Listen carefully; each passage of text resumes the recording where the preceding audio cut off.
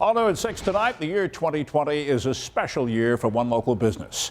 Evans Bank started in the town of Evans 100 years ago. Tonight, 7 Eyewitness News reporter Ed Riley shows us how this small town business has survived for a century, competing against some pretty big banks.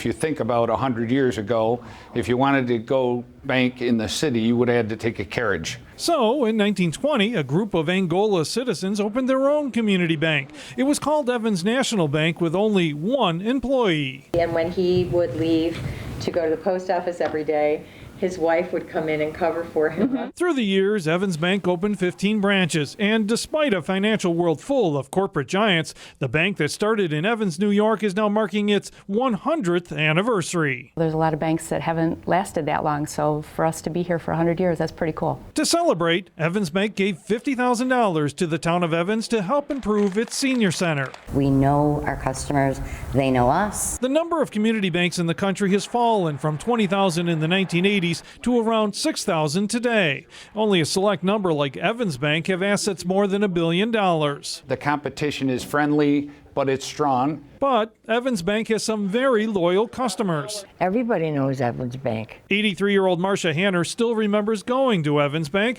when she was a young child. And I could remember he asked for $250 and he got it.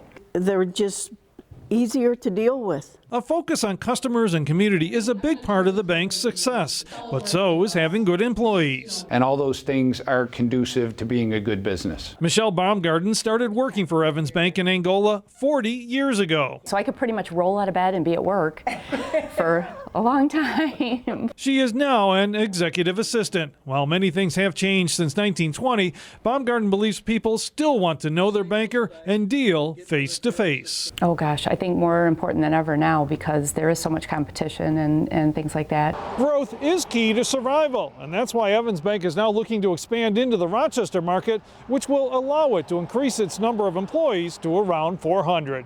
In Hamburg, Ed Riley, 7 Eyewitness News.